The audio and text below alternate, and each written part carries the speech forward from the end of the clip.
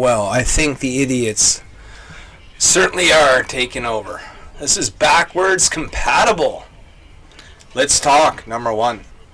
And this is LP, Rebel Comics, Rebel Gaming. One half of the BC. Coming at you, as the great legend would say. LIVE live. And I know the number one question here is just, what the fuck are these guys doing now? What the hell is backwards compatible? And here, let me get myself up on the screen. Oh, that's going to be the wrong one. Here, let's do it this way. There we go. So, backwards compatible. What the fuck are we doing? I don't know. Let's be honest. This is a channel that me and Maverick decided to throw together on the fly. One night when he was drinking, so he got all drunk, did a live stream, and during that stream we, kind of tossed around the idea of doing some sort of collaboration channel. Okay, hence we got this. And during the course, we were trying to think of a name as we talked, and somewhere along the lines he was talking about something not being backwards compatible. I think that may have been like Sony games for, the new systems, I think was the discussion we were on. And I'm like, bam, that's it. Backwards compatible, that's the name. And then I kind of forgotten about it, right? I went to bed and woke up and was on with my usual routine.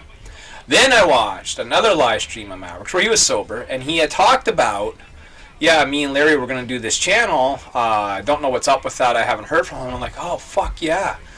I did say that, didn't I? So, hence, Backwards Compatible is now born. It is a channel now up and running, fully functional. And this is going to be a place where me and Maverick can drop our best stuff. That's how I look at it, right? It's not a comic book channel. It's not a gaming channel. It's not a rant channel. But all those things will be present, okay? And more. The Let's Talk series is going to be me picking out a few topics. Maybe it'll be one topic. Maybe it might be 3 or 4. And it's going to be a discussion, my thoughts on said topic. And that topic could range from anything, okay? Today's Let's Talk is just a general Let's Talk, Let's tell you about the channel, and I'll give you, I'll throw out a couple of topics I do want to talk about. Now, Maverick Freelance, he's going to join me on some of these. But he's been having a problem with getting his stream up and running. Like, he's been having, if you watch his channel, he's been having some mad issues with his live streaming. And so I messaged him, and I asked him if he wanted to go live, and he said, if he can fix his streaming stuff. So that's why I'm kind of on here without him right now, because I know that he's working on fixing his things. And if he gets some fixed before I decide to jump off, then maybe what we'll do is we'll switch to a Google Hangout or something like that, and we'll do a joint little broadcast together. Our first inaugural broadcast. But for right now, it's just me. And, some of the stuff will be live. Let's Talk will always be live. But I'm going to be uploading pre-recorded stuff as well. I'm going to, do some reaction videos again, some top 10s here. I'm going to talk comics here. I might even drop the odd gaming video here, but I certainly won't be flooding it with that sort of stuff. I do have a playlist for games that will be available. If I felt like I did a particularly really good Rebel Gaming stream or something like that, or I decided to make a pre-recorded video on a video game, like a playthrough, walkthrough, tips or tricks, or whatever it is that I might decide to do in the future, that stuff might end up here as well. But basically, this is mine and Maverick's playground. So I do want to talk about a few things.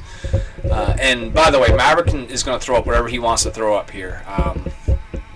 So there's no limits, really. I mean, there's limits, but there's no limits, and then we're not going to take anything too far. But there's no limits with this place, So let's talk Overwatch for a second. The game that I've been obsessed with, the game that I've been continuously streaming on Rebel Gaming. Cheap plug, Rebel Gaming XXX, cheap plug. But anyway, I never really sat down to think about it too much until just this past week or two, with the brand new event and all the legendary skins and all the dance emotes for every single character, and then all the player icons and all the sprays. It turns out to be like 64,000 credits worth of stuff that you have to be able to unlock in the game.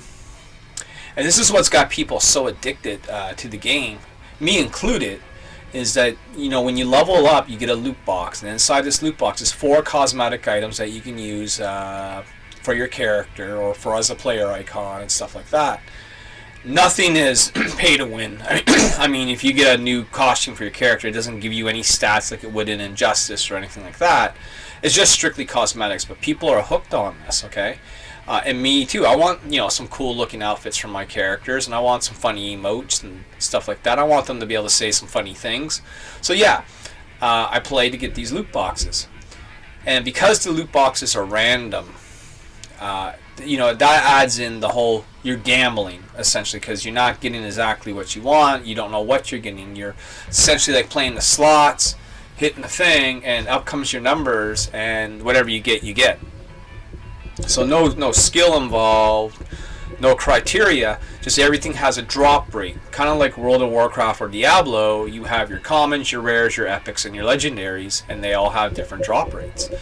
The drop rate for legendary turns out to be, and they've done some studies, and Blizzard by law had to release this information in the country of China due to laws that they have there, what their drop rate was on their boxes. So it turns out, to get a drop on a legendary, get a legendary drop on an Overwatch loot box, is 1 out of 13.5 is the average that will have a legendary. And I think, they've done some other number crunching, and it turns out to be 7% chance whenever you open up a loot box based on this number will be, your chance of getting a legendary. And so every new skin in the new patch is legendary, and there's 11 new skins. So the skins are cool, don't get me wrong. They're worthy of being legendary. It's just that in the game, it costs you 3,000 credits to buy a legendary skin. And you hardly get any credits in the game at all. It's really hard to earn credits, and you're lucky when you get them. And you pretty much had to be playing as long as I have to get credits from duplicate items that you already got. But the amount of credits that they give you for a duplicate item, like for example, let's say I have this really cool Tracer skin, I open up a loot box and the same skin drops. Okay, let's say it's a legendary. Well, considering how expensive they are, you only get 200 credits for that. It's like it literally is a slap in the face. So what they also do is that they sell these loot boxes for real money, okay? Real money. And I'm just going to pop up on my screen here. I'm just going to look it up here right now.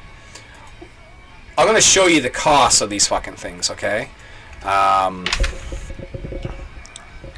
Let's buy loot boxes here.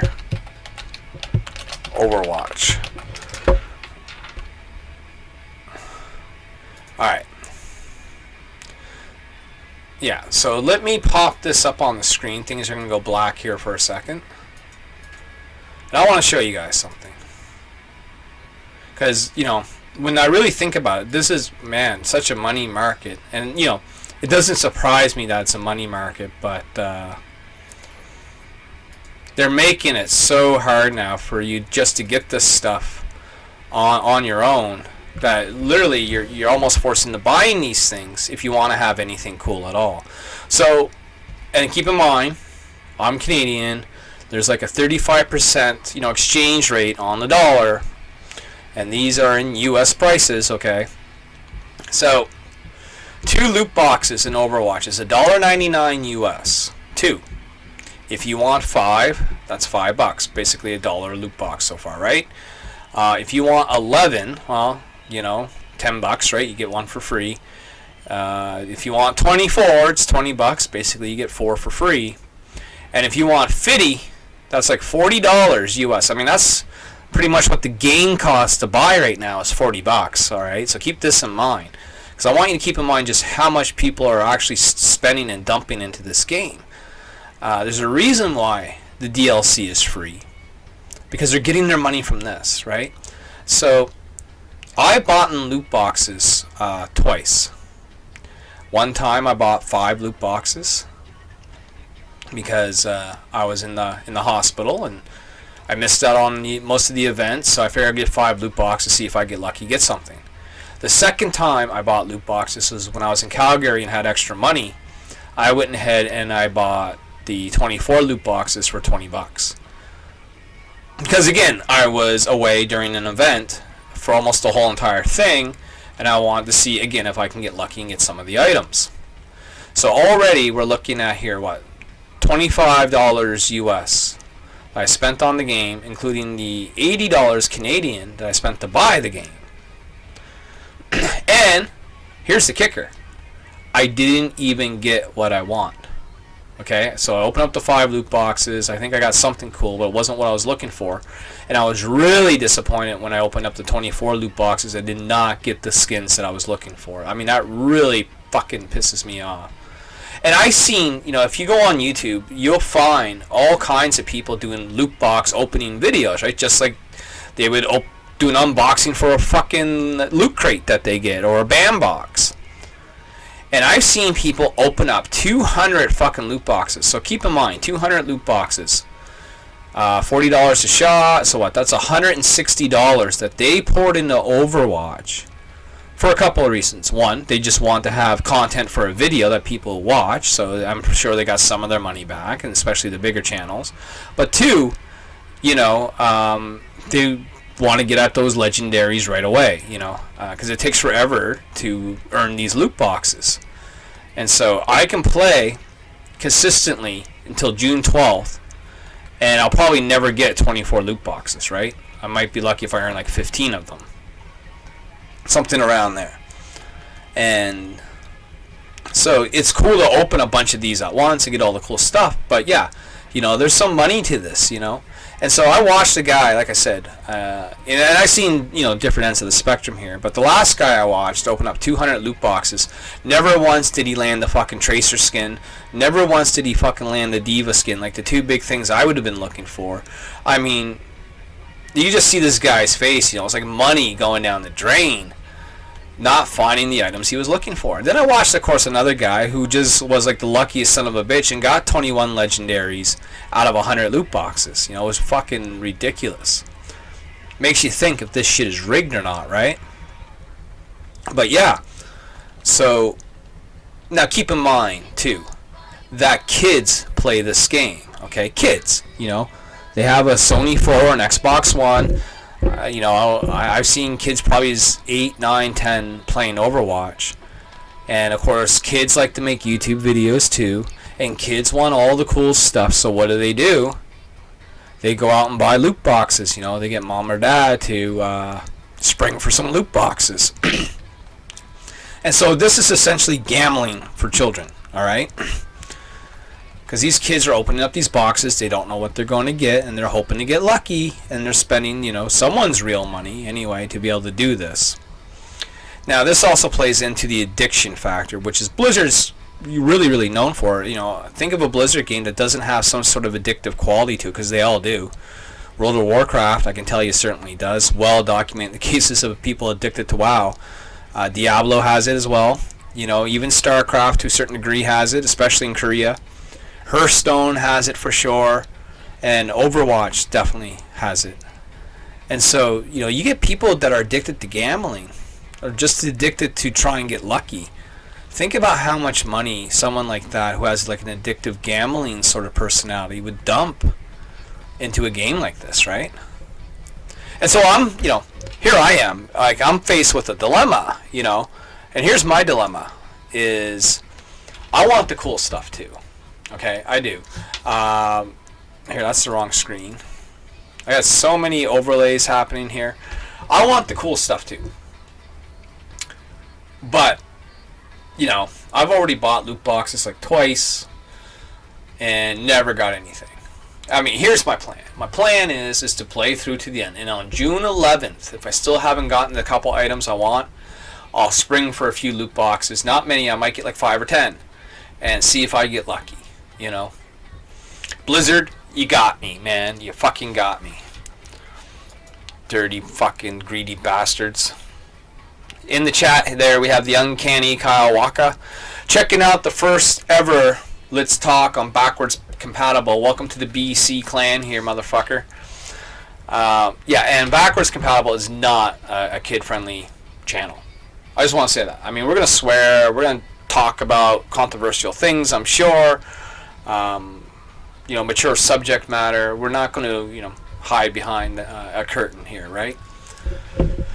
So, yeah, gambling, man. That's what Overwatch is.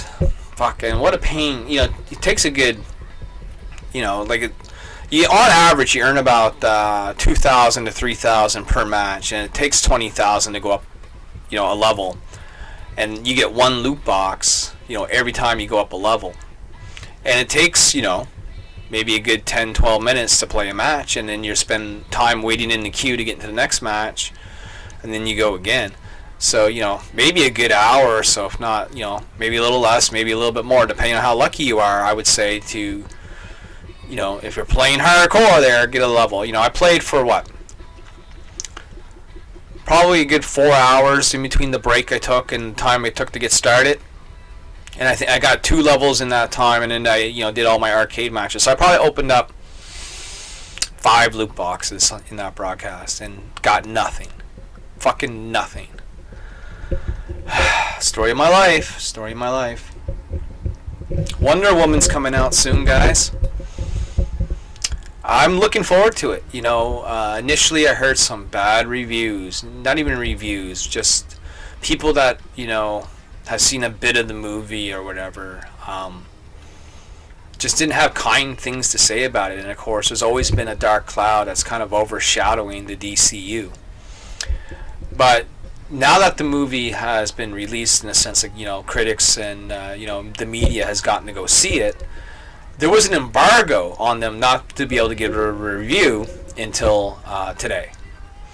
So now that embargo has been lifted, and now Collider Video and all these other places are free now to do their Wonder Woman review. Now, I haven't actually watched the Collider review yet on the Wonder Woman, but John Campea did say on his Twitter that even though he wouldn't rank it as like the top 10 superhero movies of all time, that it was a decent movie and worth going to see.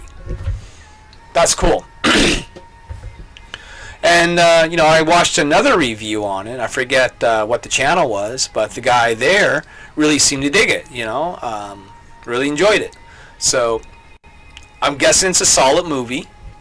And it's a Wonder Woman movie set in World War I. It doesn't tie into the Justice League. You don't see any other heroes. And, they don't try and mix things up and connect the dots. It's strictly a Wonder Woman story set in World War I, starting her off, right? So that's what you're going to get out of Wonder Woman, just so you know. And, I don't think that's that big of a spoiler because, it's a Wonder Woman movie, right? It's full of Amazons and Christopher Pine. Gail Dugat, or what the fuck her name is. So, yeah, I think that drops, like, what, I want to say June 2nd? Something like that movie, we'll be able to all go see that. And I'm hoping that I can do a backwards compatible episode here with the man, Maverick Freelance, and do a review of Wonder Woman. Now, what does that mean for old Maverick? Well, it means this. It means he can't wait fucking 5 months to go see the movie. Okay? It means that I think me and Maverick should go to the movies together, watch the damn movie, and then come back and jump online and do a review. Now, Maverick Freelance is in the chat, so I see him now. So, Maverick, not sure if you're up for that, but if you are, get at me, bro, and we'll go watch Wonder Woman, and then we'll come back and, have a little puff, pass, and fucking talk about it, man. Whether that be my house or your house, it's all good, bro. You let me know what you want to do, though. He also says that he saw an Amazon today of like a real life, honest to goodness fucking Amazon, and she was the biggest bitch that he's ever seen. Man, that must have been some big woman, brother. That's a whole lot of Rosie, sir. Man, you know what? If I have to buy your ticket, I'll buy your ticket. I got like 2 free movies on my scene card, so if that's all that's stopping you, man, you let me know. With that being said, I think it's going to be a good movie. Oh, speaking of which, Maverick, since you are on here, are you able to go live? Is your headset fixed? Did you figure that stuff out? Or are you still working on things? Let me know in the chat. Now, the other things that I wanted to talk about. Oh, she was like 8 feet tall, and get this, built like a brick shithouse she was. I bet, brother, I bet. Yeah, the other kind of things that I want to talk about is I just learned of this thing today called questing in Twitch because, I'm on this mission to go on Twitch and start my game stream up there and try and get some traction over there for Rebel Gaming. So I've been watching some videos on, fucking Twitch. And so I guess some of these bigger YouTube streamers, what they like to do is they like to, look up all the hot chicks on Twitch and, hijack their streams sort of thing and flirt with them. See how far they can get with it. This is called questing in Twitch. Really, guys? You have nothing better to do with your time than to, go to some chick's stream and, flirt with her all night and sexually harass her for, shits and giggles? Is that the type of stuff that goes on Twitch? Really? Another thing that the YouTubers are doing is, and I'm a little late on the ball with this one, is called Smash or Pass. Have you heard of this? So some of the bigger YouTubers have these Smash or Pass videos, and what it is they put up a picture of a YouTuber, and they would, rank them in the sense of smash or pass. Basically fuck them or not fuck them, right? Have sex, not have sex. You get the idea. It's fucking hilarious to watch these things, and I think me and Maverick should do a smash or pass episode of our own.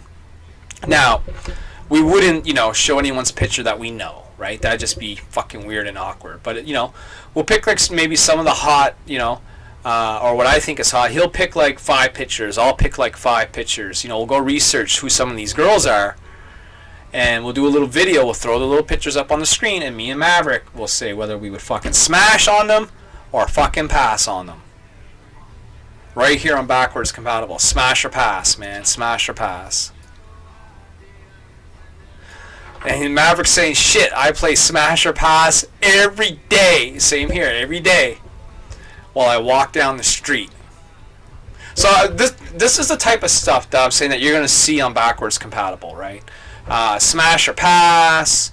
Me and him just doing some live shows together, shooting the shit. I'm going to do some reaction videos coming up on here.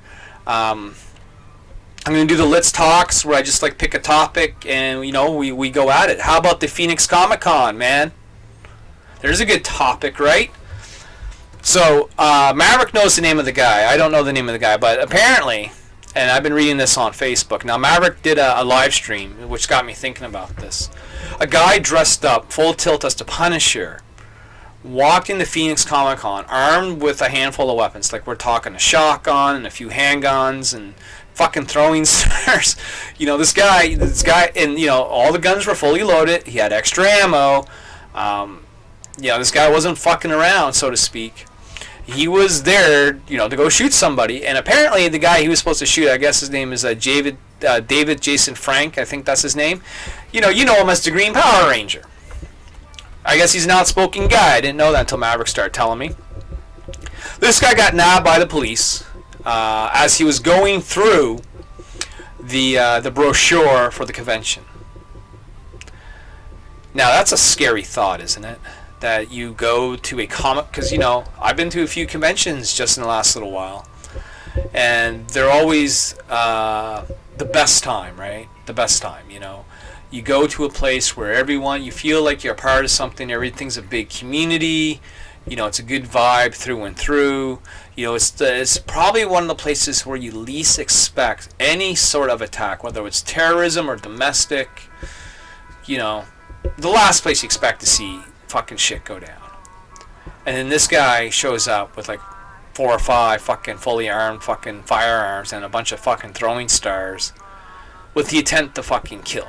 Okay? And apparently, he made it public on his social media. Yeah. I'm gonna go kill, right? Headset is working. Alright.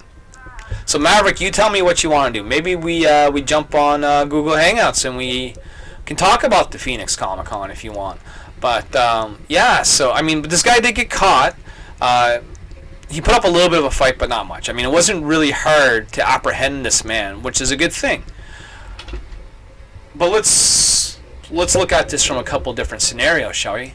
Let's say that this motherfucker never got caught and he actually shot the Green Power Ranger and killed him, and say shot up a few more people,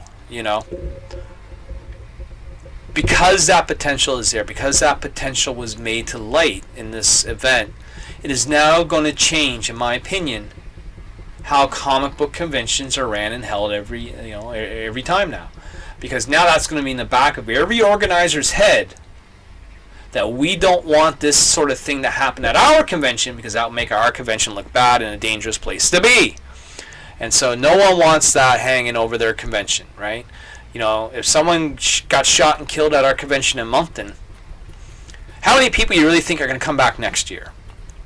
How many people are going to feel safe and wonder if something like that could happen again? Now think of it in a much bigger scale, like a New York Comic Con or a San Diego Comic Con or a Phoenix fucking Comic Con, okay? Man, that's a scary thought. So, what did Phoenix Comic Con do? Well, not only did they apprehend this guy fairly quickly, which is good, but they also banned all prop weapons from the event. So if you were a cosplayer, like Deadpool, and you want to bring in a sword or a gun or whatever, not allowed, period. And I get it. I don't blame them one bit for doing that. And yeah, it sucks for maybe some of the cosplayers that were attending that weekend, but you know what? That's a slight inconvenience considering what fucking could have happened or still could have happened. Okay? But the question now lies in how does send the link for part 2. Okay. So let me finish this thought first, and then we'll get Maverick Freelance on here, and we'll talk a little bit more. But how does that set the precedent, I should say, for every convention going forward? Going forward, right? So obviously, every convention is going to be telling themselves, we gotta, update our security. You know what I mean? We gotta get tighter on things and more screen checks and less entryways. But will it? Here's the question. I'm going to ask this to Maverick when we get him on. Will it stop prop weapons altogether? Like, are we going to see more conventions just say, you know what? We just rather be on the safe side and sorry. No, you can't bring in your fucking pretend weapon. Boo hoo hoo. Sorry about your luck.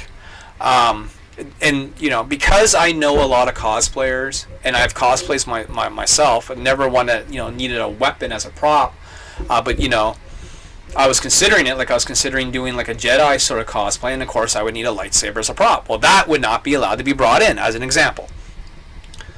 I want to take a vote here. Now I know we only got a handful of people watching right now. But as this channel grows and as this series moves on, and if you happen to watch this, even on the rewind, I want you guys to put down in the comments below, do you think, and we'll ask Maverick this when we get him on, and so I want him to think about this answer, because we're going to take like a 5-10 minute break here in between setting this up. I'll go out for a little puff, that sort of thing. But do you think that if Comic-Cons just flat out banned prop weapons, is that a big issue to you? Is that a big issue to you? Do you care if they said to the cosplayers you can't bring in your pretend weapons for your safety? Okay, for your safety and the safety of others, we just can't allow it because we can't possibly check all of this and things can slip by us. So to be better safe than sorry, just no pretend weapons. Now, is that a fix or not a fix? So we're going to talk to Maverick about that. I want you guys to put down your answer. If you're a cosplayer, obviously you're going to say, well, no, I want to bring in my weapon. And if you're not a cosplayer, you're probably going to say, yeah, fuck them, right? But let's find out. I want to take a tally. I want to take a poll right here on BC, right here on Backwards Compatible. Do you think if they ban prop weapons, is that a good or bad thing for you, for your safety?